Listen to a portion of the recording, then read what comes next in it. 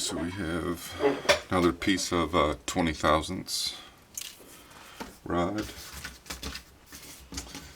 and this is K&S 20 thousandths rod. Nothing fancy. So we need that length times 2. A little bit longer doesn't hurt.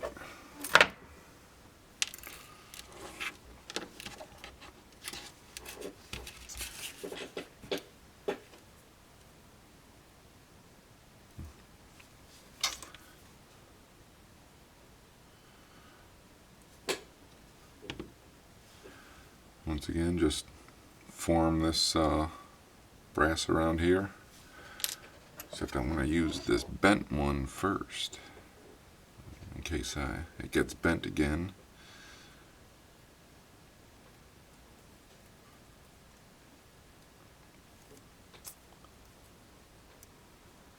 Now this joint on the model, I was going to solder it together,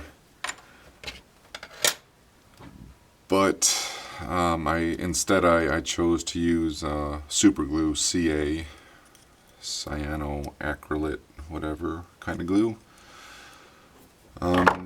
just because, no real reason.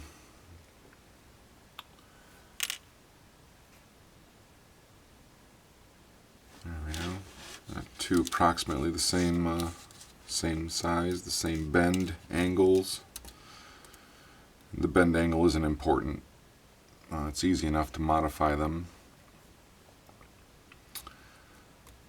But I do want to drill a hole in the floor. Instead of 20 thousandths, there's a 20, 21, 22 and a half. I'll go with the 22 and a half.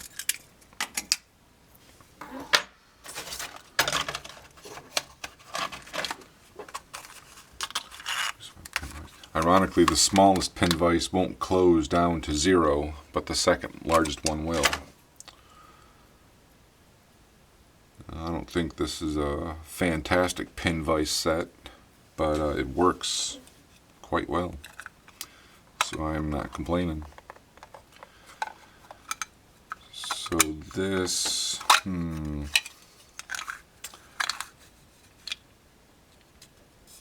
if I slide this down in here, will I ever be able to get this back out?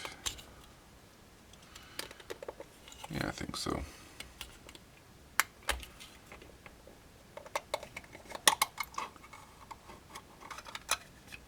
I just want this to be drilled in the right place.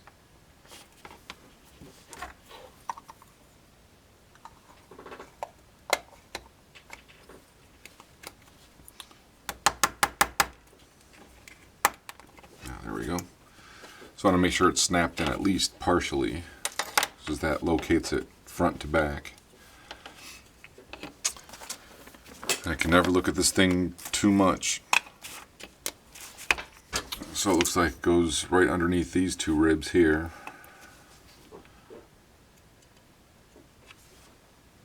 Directly underneath them, yep.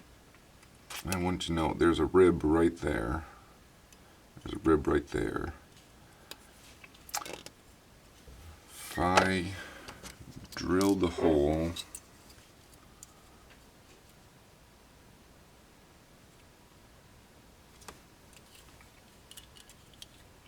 see, I'm thinking, do I need to remove this rib, or do I need to drill right through it, or can I drill right in there? No, I'm going to try to drill right on top of this rib.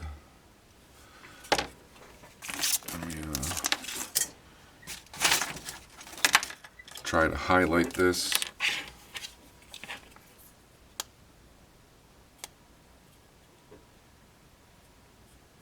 Try to highlight these ribs. This way, this will help me locate the center of the rib. And showing this, it went up right up to the side very side of the trailer, so it really should go in the side here, but I don't want to drill into the body. I'd rather keep the underframe all attached to the frame here so I can take the shell off. I don't really know why, so I don't anticipate ever having to take it off. The other thing is, if I drill in the side here and if the drill wanders off course, it's going to leave a mark, and I think this is just a little bit easier. So I'll go as close to the edge as I can, leave maybe 5 or 10 thousandths, and I'll just make a dimple. I'll try to get a closer look at that.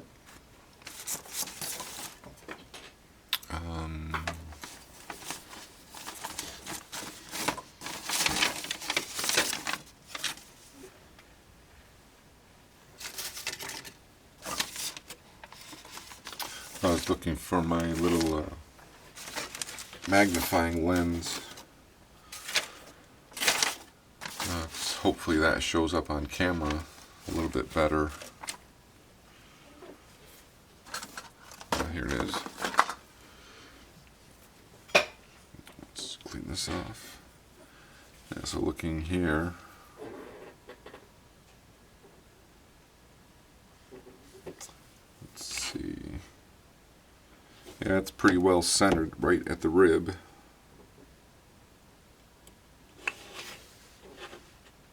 So I was going to try to cheat it by drilling it at the edge of the rib and then drilling through that way.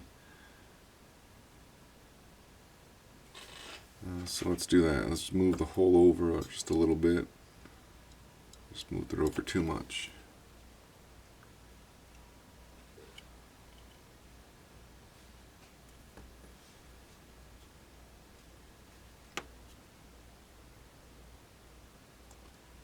And once again, it's a light touch. Yeah, that's more like it. I wanted to get that hole right to the edge of that rib.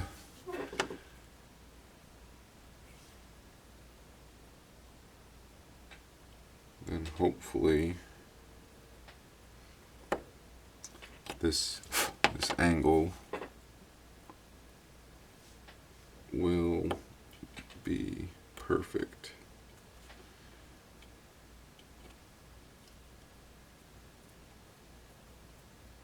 Takes a bit of steering to try to get this hole placed just right. There's hardly any pressure. This is a 22 thousandths bit, so it's pretty big compared to some of the other drills. But I'm not really pushing down with my hand, I'm kind of pushing down with my fingers. I'm just holding the bit steady, and just by twisting, by pushing down like this, that gives it the light pressure, or else it's very easy to break these little drill bits. Let's get right close to the edge. Okay, found the edge.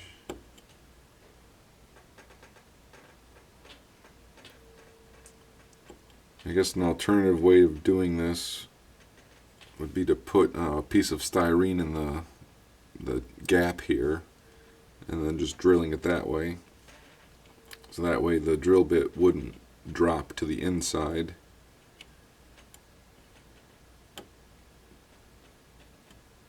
But just to show you that it might be a pain, but it is possible.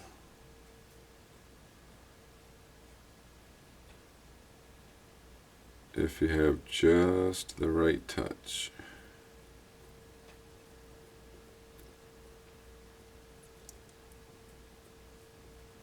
Takes a little bit of work.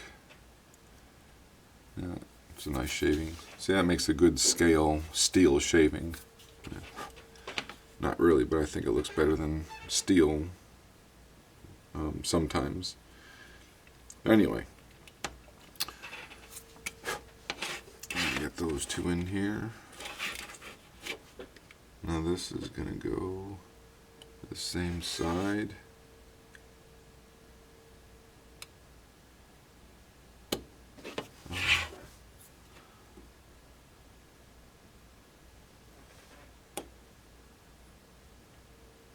So once it's got a tendency to slip out of the hole, you really have to angle it severely, but a light touch, just to get the drill bit, just to get the point of the drill in there. And then once the point is set, I can lift it up a little bit, until I've got a decent angle. Now you notice I haven't measured the angle. I'm just kind of eyeballing it because this hole will get enlarged.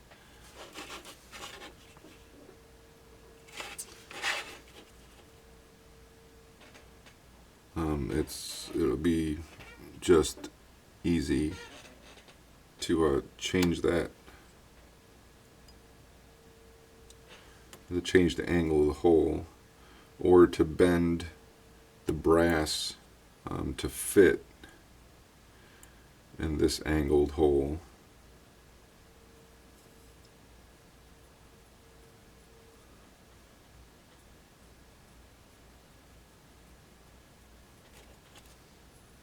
Clear the chips away so I can see what I'm doing.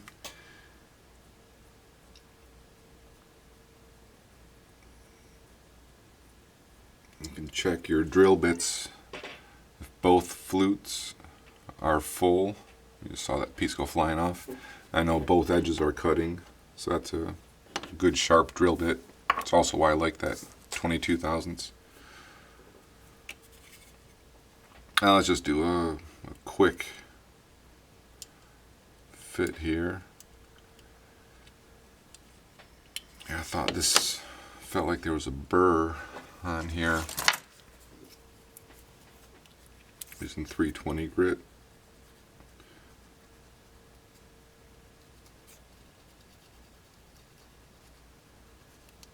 This little burr could be from manufacturing process. Could be from me cutting it off. I feel the roughness here.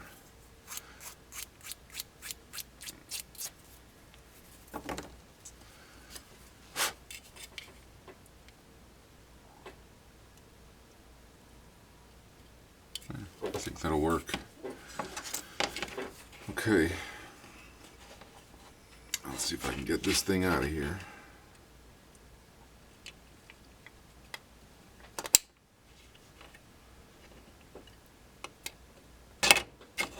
Just want to do it lightly.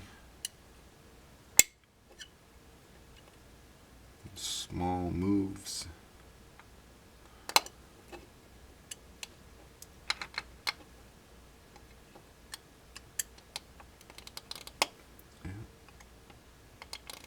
And once we get it going,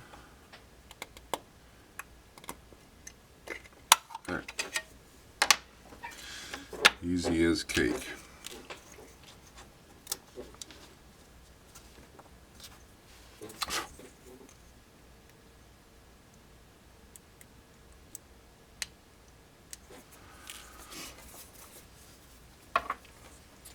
Now let's finish drilling these all the way through.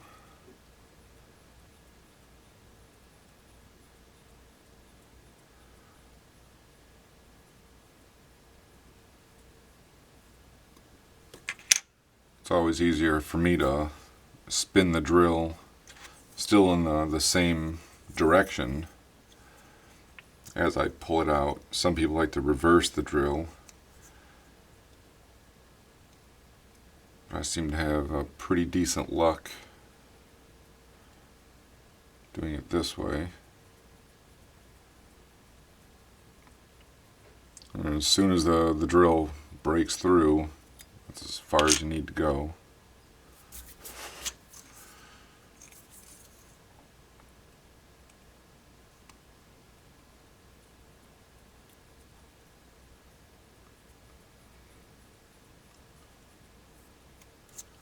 I'm also trying to keep the drill bit parallel with the side.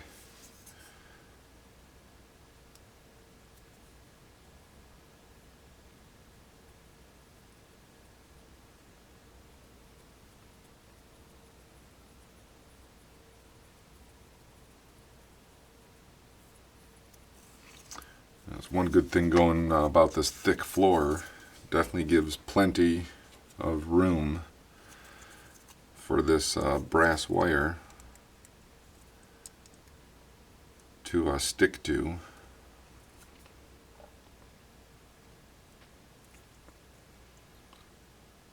Yeah, I've got one going. There goes the other one. They're at strange angles because once it gets down here, it'll work. I'll pull it back out. Just going to work this angle a little bit. See if I can get this to work. And if I can't really move this drill bit around as it's so small. It flexes pretty good. I'll just go up to the next size if I need to.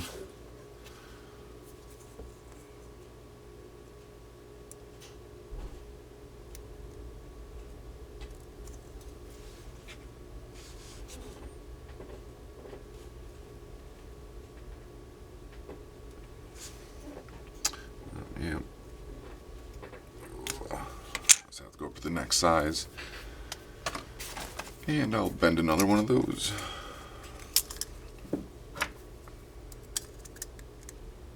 Uh, 24. Let's go with 25 thousandths.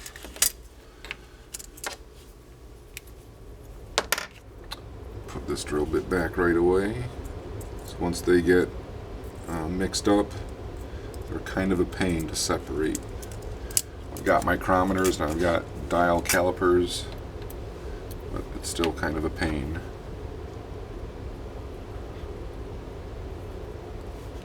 There we go.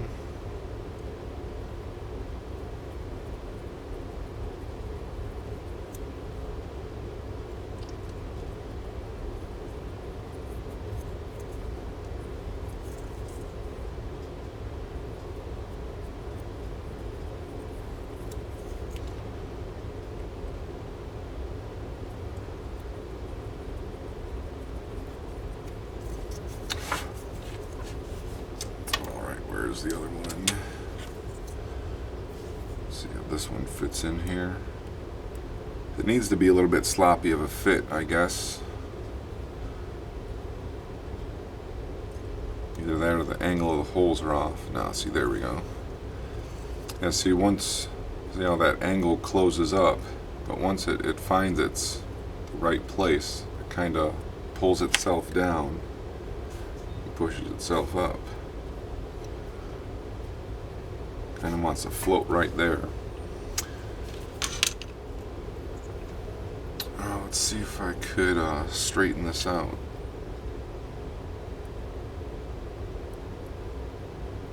Yeah, not bad. Sometimes if the bend is in just one direction, it's kind of easy to straighten out. Well, maybe this isn't going to be as easy as I hoped.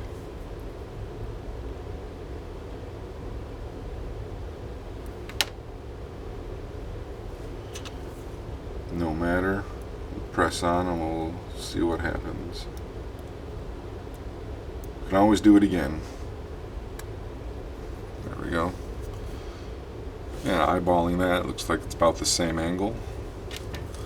So if we have our axle here, and that'll just get held right in there like that. Right like that. Right like that. Probably why I use this CA glue, kind of tack it all in place. Okay, so with that there, I'm going to have to determine how far up these are going to be mounted. And I'll check the gauge of the wheels. The prototype had 24-inch wheels, and I did find 24-inch wheels for these original trailers. I believe they were Northwest Shortline. But now all I could really easily find are the 28 thousandths. And yes, they're a little bit bigger, but I don't think it's that big of a deal. It's 4 scale inches over the diameter, which is 44 thousandths.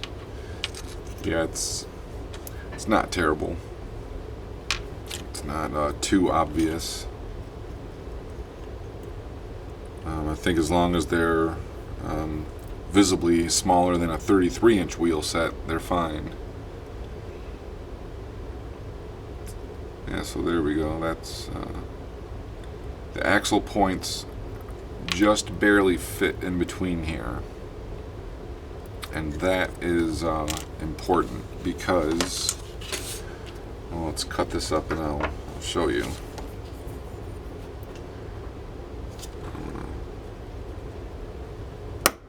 Cut that one. This is just kind of like a relief cut.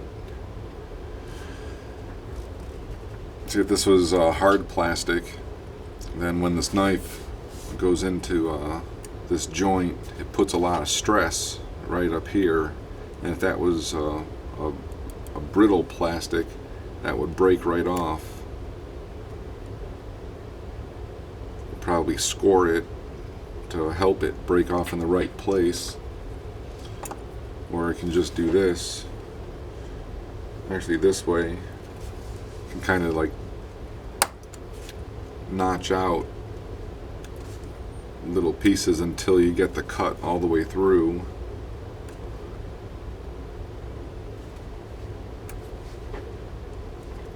But because this is a pretty soft engineering plastic,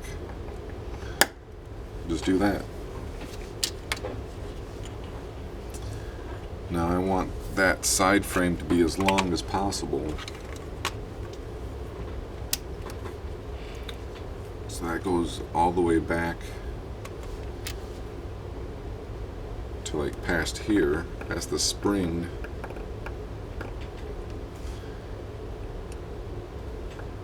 This knife is sharp, but this plastic is tough. Just cut an angle like that.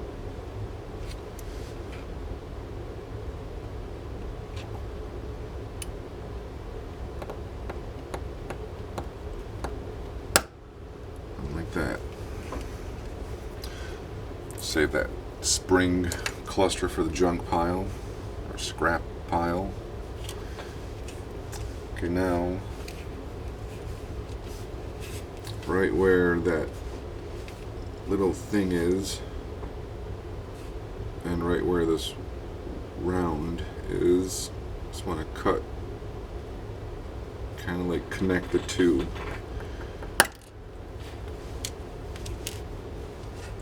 So that way I have that. So it's sort of like an arm, like a fork, and the journal goes in there. And this is going to get cut off parallel to the top, or at least as close as I can, while still giving it strength. See, I've got the flat part kind of where I want it to go, and the bevel will just shoot the piece off that way. Yeah, it's not bad. These parts are small. I'm not crazy about how thin that little arm is, which is why I put this little backer plate. And then the first time I did it, it seemed like a good idea. You know, that piece of styrene on the back. But we'll see how well it actually works.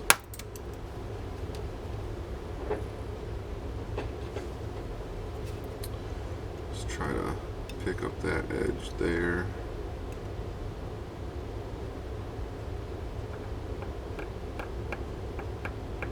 straight down. Oops.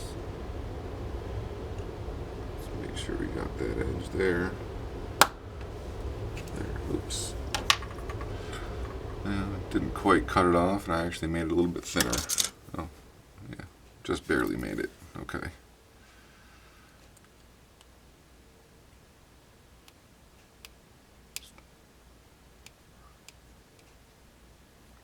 Now this plastic is pretty soft, so it doesn't file real well. It will work, but I figured I would try to get the knife working. Yeah, it's not too bad. Yeah, so one and the other. Those bearing surfaces look pretty good. Yeah, I can always tune them later if need be. So now I've got this back plate, kind of what I use to strengthen the whole assembly. See, there's just that piece there. And it's that small diameter, or that small thickness, because I want to, see, I don't have a whole lot of room between the wheel face and that. But when this wheel is pushed all the way against the bearing journal that way, I want it to clear this, and it does by about 10/1000ths of an inch. And same thing for this side. Once the wheel, was pushed all the way down into that journal there has to be clearance there, and there just barely is. Most of the time it'll self-center, but those short periods where there might be some lateral movement, I don't want any rubbing to happen. It'll sound bad and it'll look bad and it just won't be good. Okay, so the plastic that I'll use, well, I guess it'll be from my scrap bin. I'll just find something in there. Let's take a guess. I'm guessing this is probably about 10/1000ths, 15, yeah, just under 20. Okay, so maybe it is 20/1000ths. There we go. There's that piece there. Let's see if we can find a better one. I doubt it.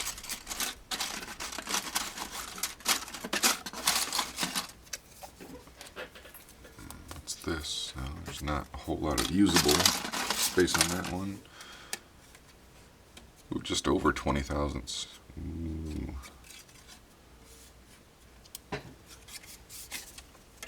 I'll keep that in the runner-up pile.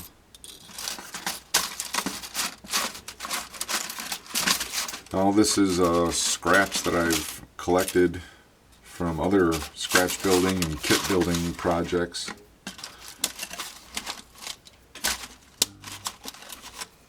I don't think this will be much better. Probably the same. It's got some Scotch tape on it.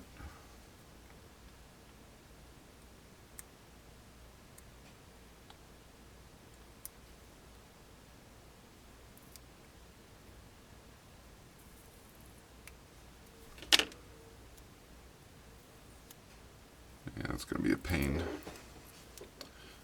I'll keep the plastic and we'll throw away the tape. And this will be easy enough to clean up.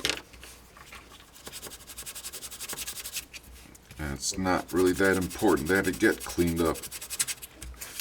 Oh, that wasn't very good. See, I'm no professional.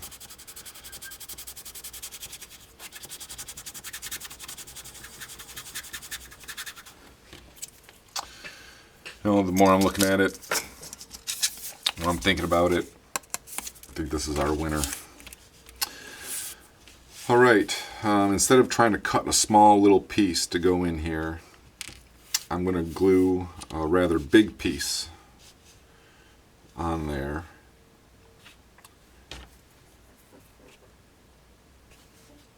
It's going to be like around that high. The nice thing I like about these cutting boards with the grid is that it helps make square cuts. All I need is a straight edge.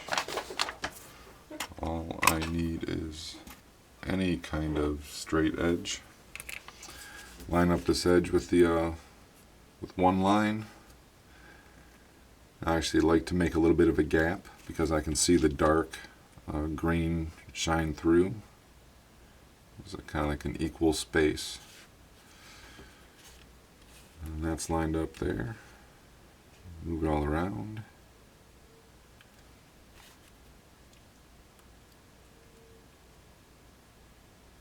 That goes there to there. And that's a pretty straight cut. I'm using the knife upside down.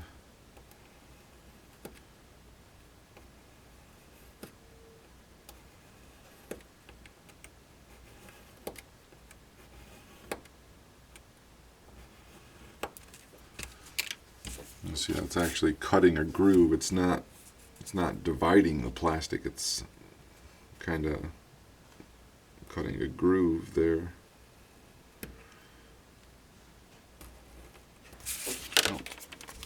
Once it wanders off course, that's it. I'm done.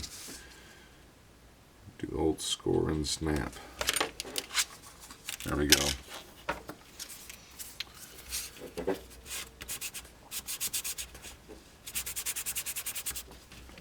Sand this edge down a bit, get rid of any burr.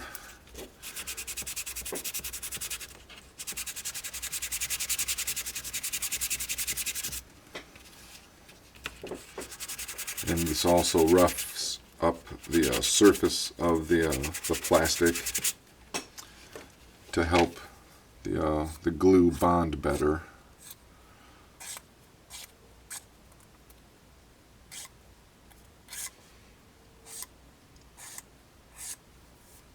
Getting rid of all those edges.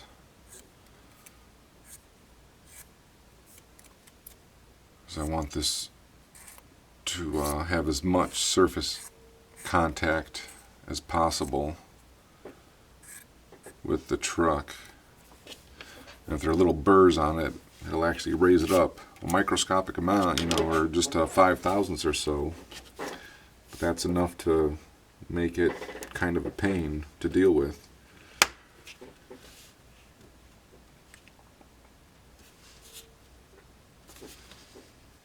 Just make a score there, snap it like that. Styrene's easy to work with. However you want to do it. You can score and snap, you can cut it, you can slice it, you can carve it.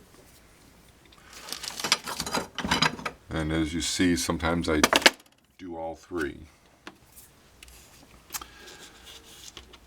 Okay, now, the reason this is going to get glued on the back here is because I need a mounting hole for that pivot axle. You see that is just underneath the truck, and that just what looked right to me.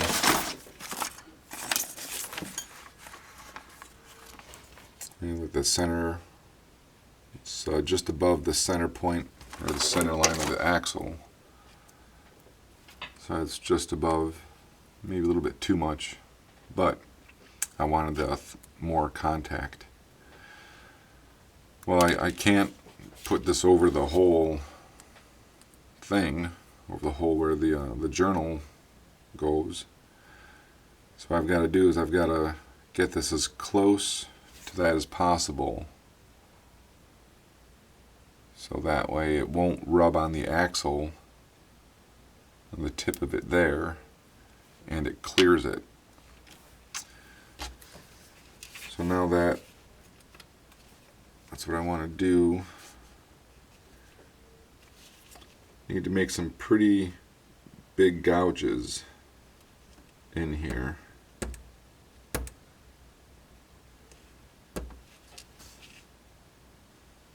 And it's also at an angle, not going straight down, because it's making like little undercuts, and when the glue goes in there it'll grab onto it better. It'll give it a better physical grab than just the chemical bond of the glue. And the glue is also going to come out the side here a little bit, so I want this to be textured, and this will be filed down. Won't be able to see any of it, but hopefully this will add to the strength of this joint. I'm not going all the way from one side to the other. I'm just doing the first, like maybe 1/16 of an inch.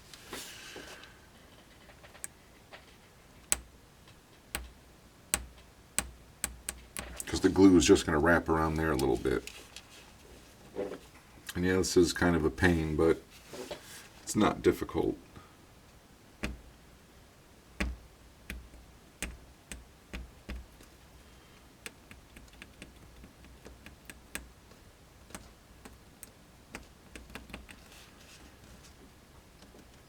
Just make a whole bunch of little, the more nooks and crannies for that glue to go into, the more secure the joint is.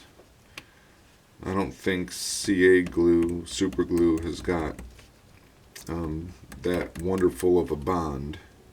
I mean, it's great for what it is, but if you take a flexible, two flexible things and glue it together and then you flex it, it'll just come apart. So yeah, CA's definitely has some limitations. You can always use epoxy, but that's a little bit of a mess to use. If any of these joints ever do fail, I will repair it with epoxy. Okay, so I just kind of want to get like a rough outline of where this is going to go. So it's just around there. So no matter how big my workbench is, I always need more room. Okay, so that's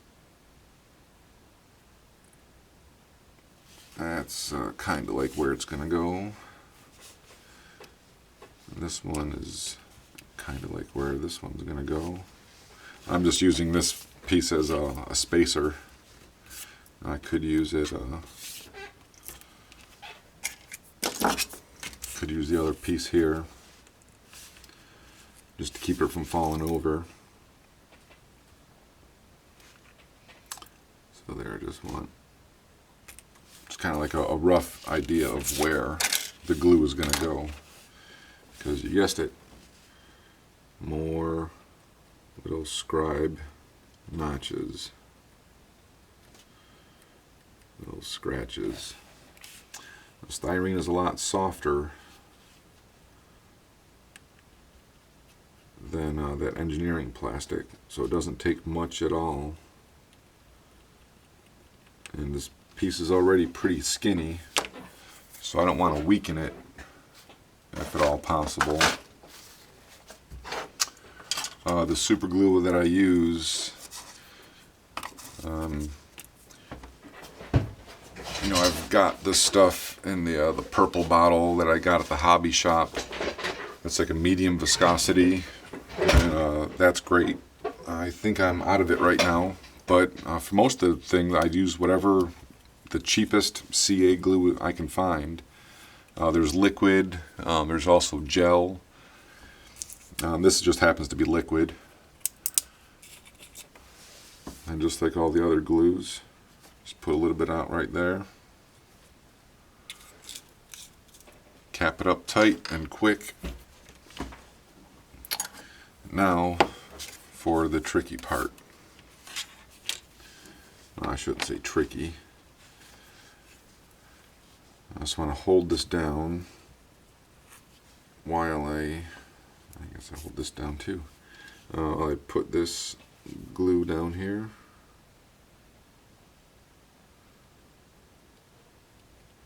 I use the liquid here instead of the gel because I want that liquid to flow into all those little nooks and crannies.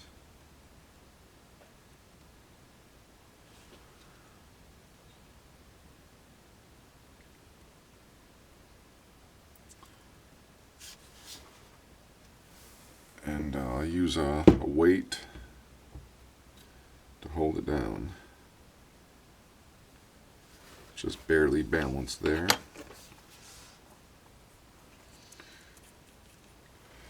Where is it? Here's the puddle.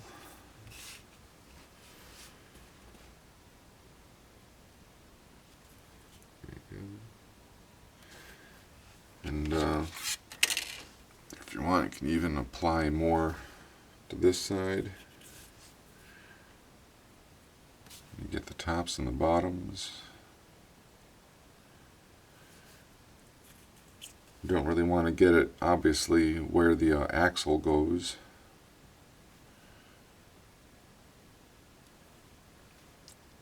But see, now this glue like really encapsulates this whole end. So once it cures, it's going to have a physical lock. So like even if it comes loose from the surface, it's still going to have a physical, it's going to physically surround the part. So it should be nice and strong.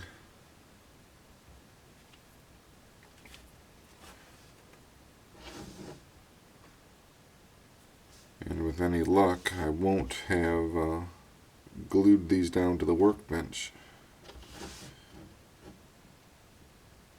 I'm just trying to get that so it's stable. If this is kind of leaning one way or the other, it's putting uneven pressure on it.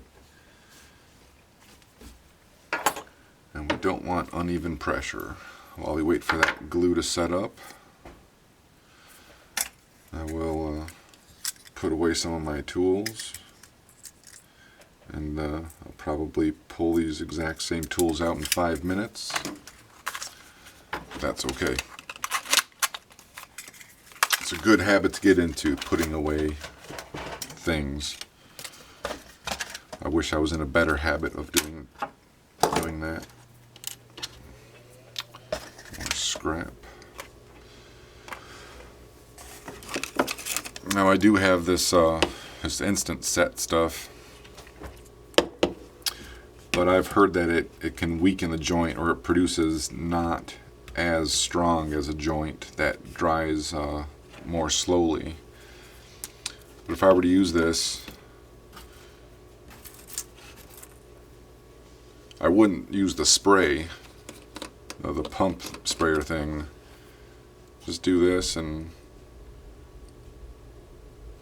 you just get a little tiny bit. Like it's like maybe a third of a drop, and it's plenty to take care of the joints that I use in a hobby thing. And now that this instant set stuff, this will last almost forever. It's down to about here, and that's probably because I knocked this over with the top off. I use very little of it. I use it all the time in some cases. And when I do, I use that instant set whenever I use CA. Usually it's not a strong bond, it's just sticking some things together. Yeah, so now I'll let that cure, and once it's all set, and then I can go on to the next step, which is going to be drilling the hole for the pivot. I'm going to locate that and locate it at the right height, so all the trailers, at least the rear end, the back will be at the right height off of the rail. it's going to go nose to tail like this, I do want them all just sort of to look the same, so they're all at least the same angle, because it's a wedge trailer. You know, it's thin at the front and wide at the back, so they'll all be angled the same way.